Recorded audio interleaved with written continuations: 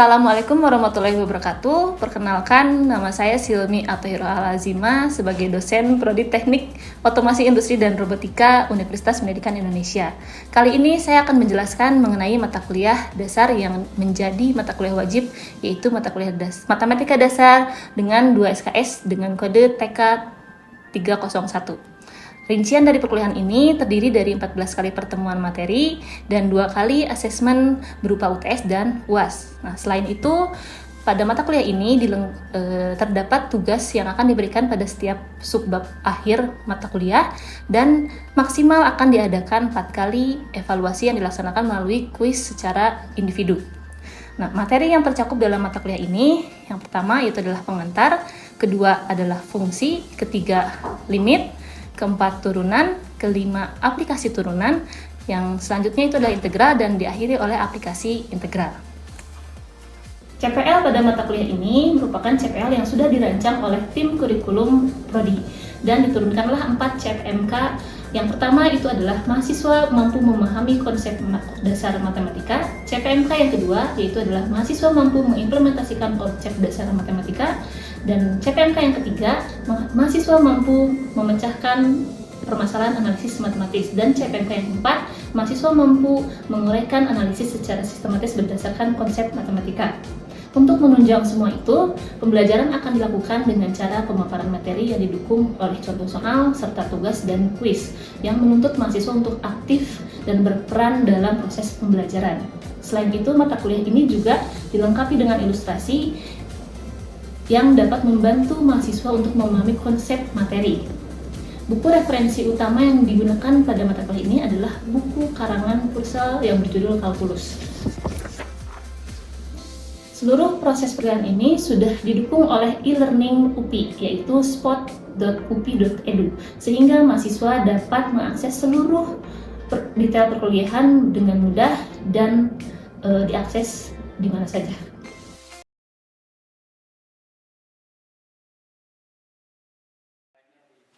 Assalamualaikum warahmatullahi wabarakatuh. Waalaikumsalam warahmatullahi wabarakatuh. Selamat siang semuanya. Siap.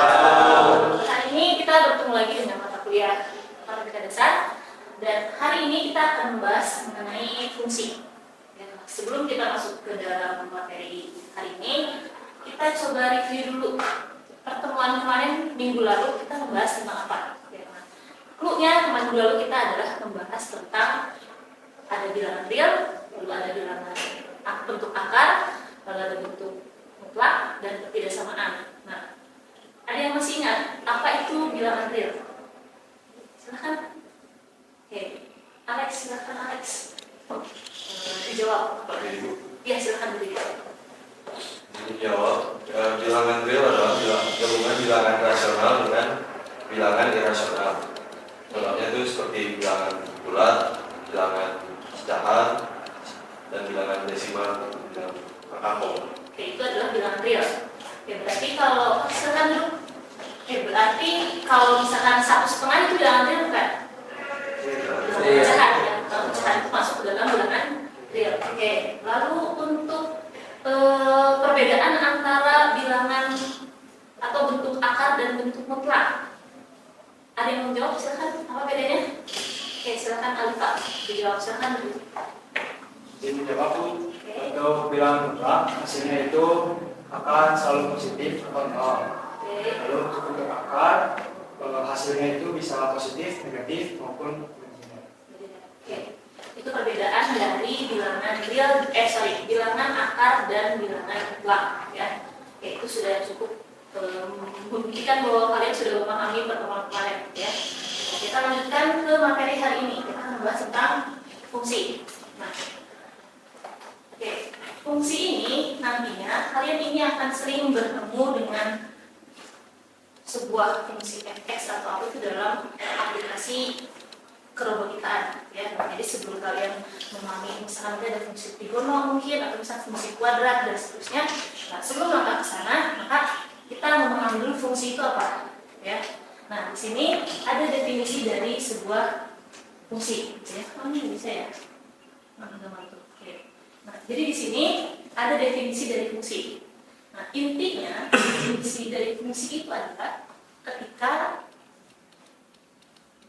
bagian A ini adalah disebut dengan daerah asal atau disebut dengan domain, dan di bagian B ini adalah bagian daerah hasil atau kita sebut dengan range. Nah, inilah lambangnya, ini domain, ini range ya.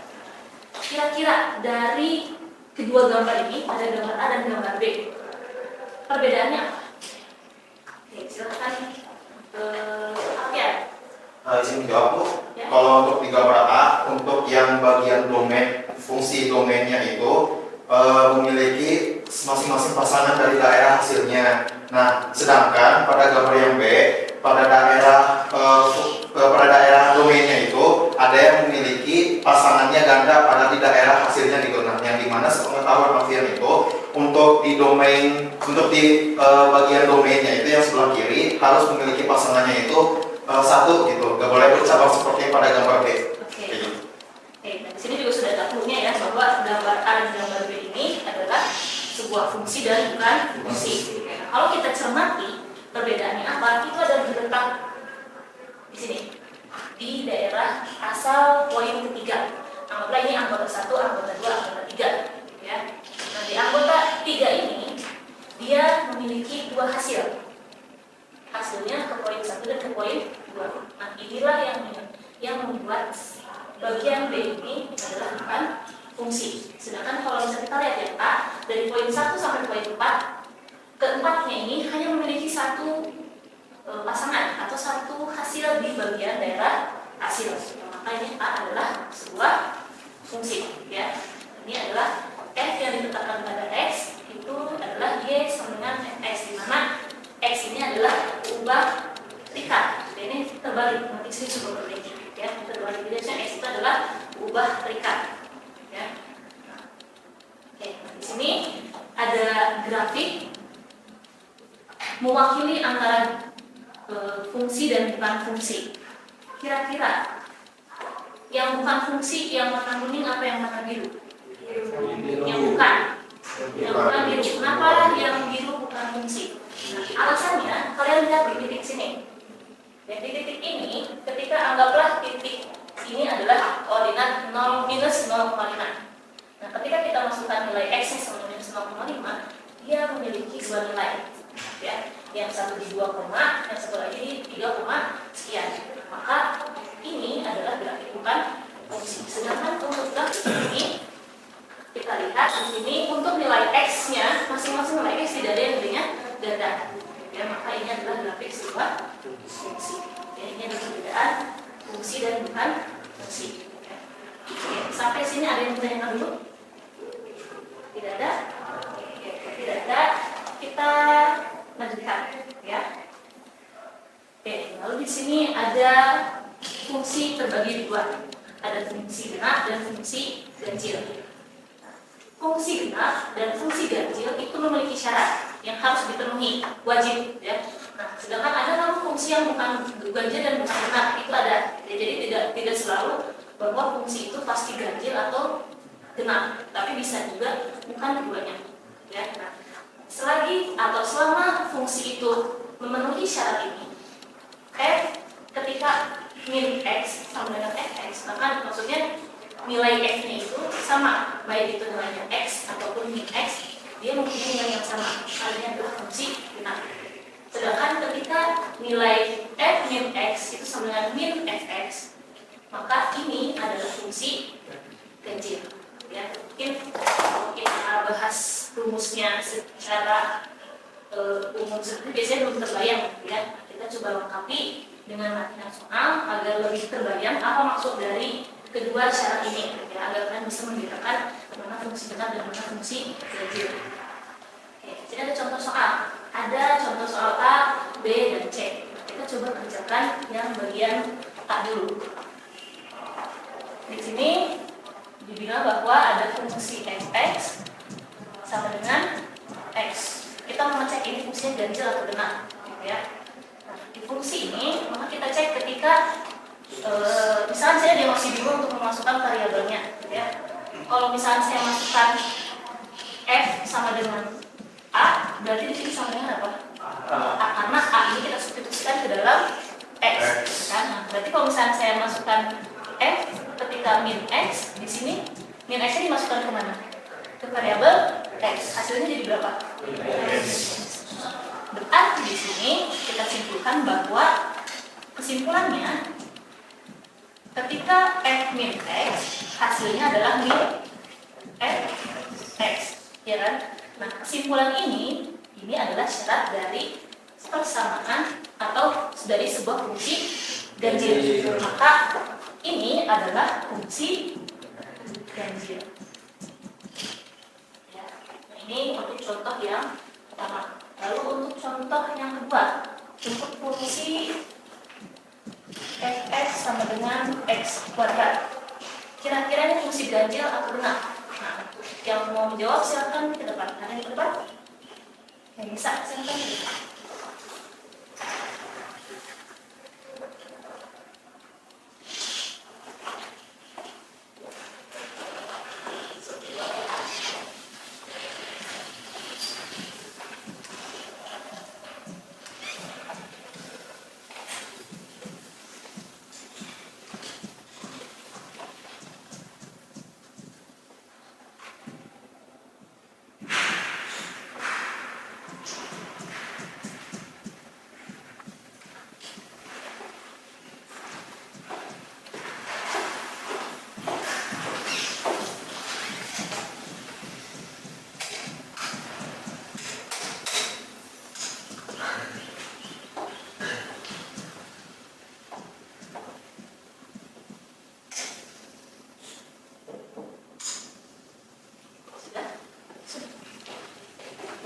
Saya sudah menjelaskan untuk fungsi yang bagian B. Nah, di bagian B ini berarti kita akan mengecek apa tadi fungsi benar atau fungsi ganjil dengan memasukkan nilai min fx.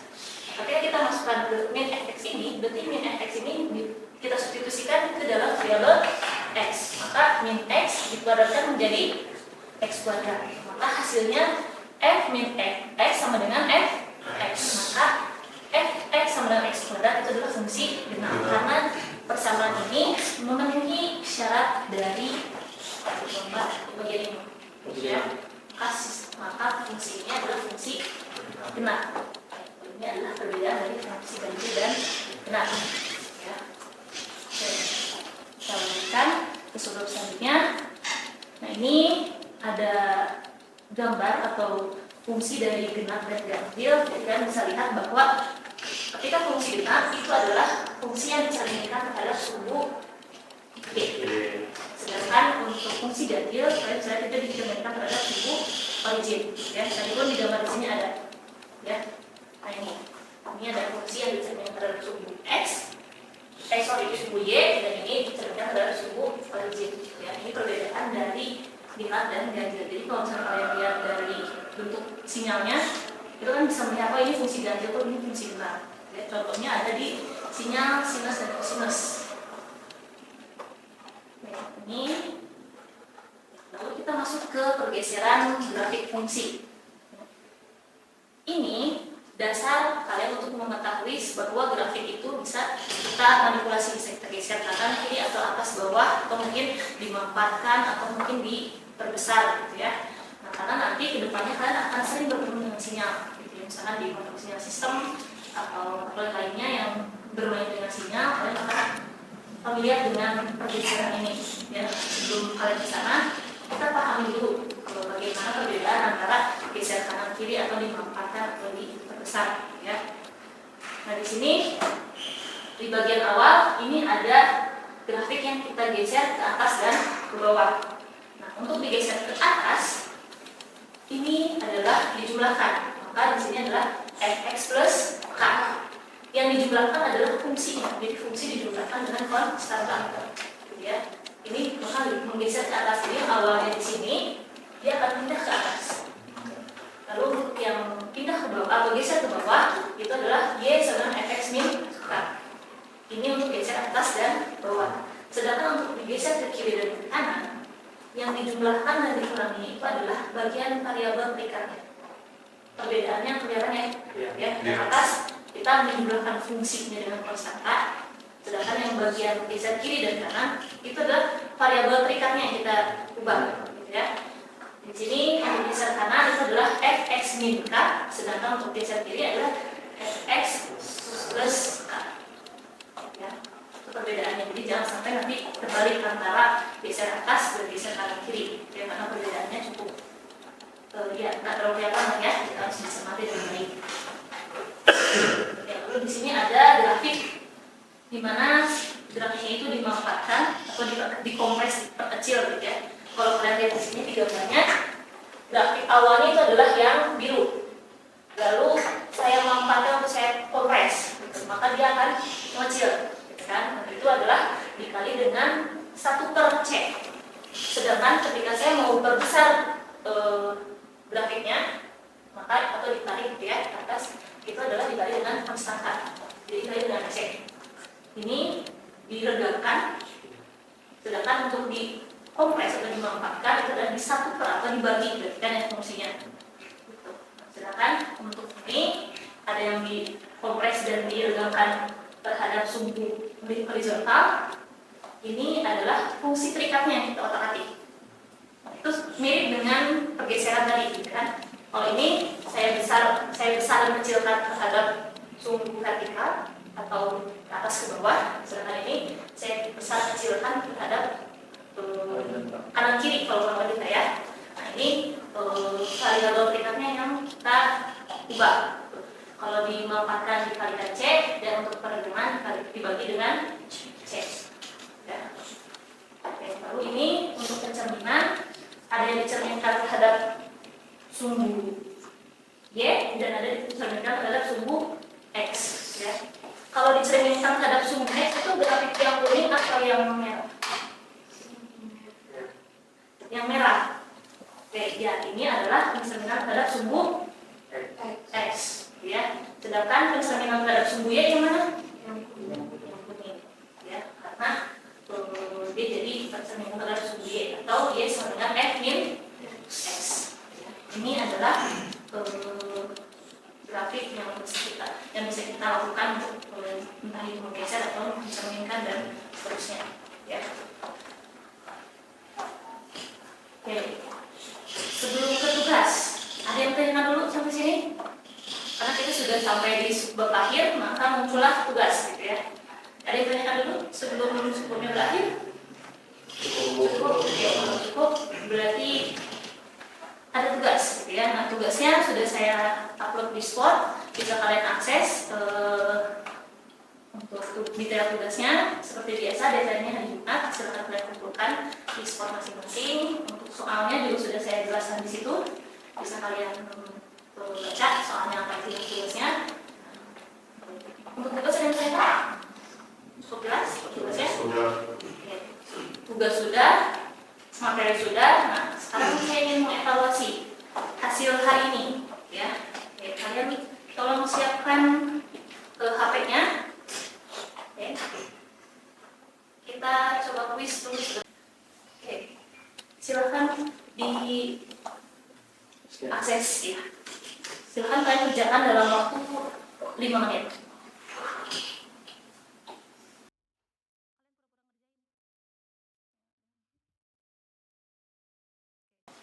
Oke, hasilnya sudah ada untuk tulisnya. Nah, dari beberapa soal yang ada, hampir seluruhnya untuk jawaban-jawaban awal itu benar. Tapi bagian untuk membedakan fungsi ganjil dan genap, kalian masih ada beberapa yang keliru, ya. Nah, nanti mungkin bisa kalian evaluasi lagi dalam bentuk tugas, gitu ya. Nanti tugasnya cara kerjakan, dan untuk kuisnya juga silakan kalian review lagi, gitu ya.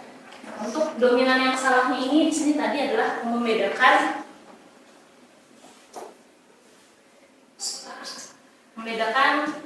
menyebutkan apakah fungsi fx cos x ini fungsi genap atau fungsi ganjil tadi kan ya.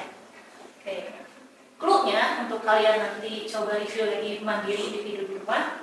Coba kalian masukkan nilai ketika x-nya minus 45 derajat misalkan ya. Lalu kalian masukkan lagi ketika fungsinya f 45 derajat. Lihat hasilnya sama atau tidak. Atau negasinya atau negatifnya gitu ya. Lalu kalian bisa cek lagi ketika fungsinya misalkan 120 dan fungsi ketika x-nya minus 120. Kalian coba cek gitu ya. Nah, ketika kalian cek pasangannya, ini kan akan mewakili gitu ya, apakah hasilnya sama atau hasilnya berlawanan tanda gitu ya, jadi negatifnya. Nah, maka di situ kalian bisa menyimpulkan fungsi kosinus itu adalah ganjil atau genap. Ya, silakan kalian review ini ya, apakah agar lebih ingat nanti depannya. Oke, sampai sini ada yang nanti dulu sebelum saya tutup. Cukup. Oke, kalau sudah cukup, maka kita bertemu lagi minggu depan, dan minggu depan kita akan membahas mengenai ini ya, operasi fungsi. Di sini kita akan belajar bagaimana operasi aljabar fungsi, menjumlahkan, lalu pengurangan, perkalian, pembagian, dan seterusnya gitu ya. Dan nanti ada fungsi komposisi, bagaimana kita mengerjakan G dengan F atau F dengan G, bedanya apa dan bagaimana cara mengerjakannya, itu nanti minggu depan kita akan bahas. Jadi pertemuan selanjutnya silakan kalian mempersiapkan dulu bagaimana saya persilakan ya. Itu mungkin materi hari ini saya cukupkan sekian. Terima kasih banyak. Assalamualaikum warahmatullahi wabarakatuh. Waalaikumsalam.